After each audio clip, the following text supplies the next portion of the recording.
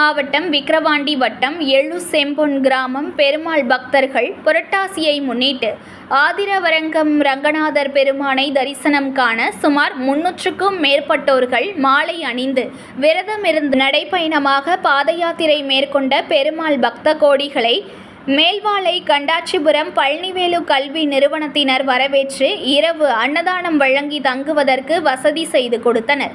கல்வி நிறுவனர் ராஜேந்திரன், தாளாளர் ஜெயராஜ் மற்றும் ஊர் பொதுமக்கள் உடனிருந்தனர்.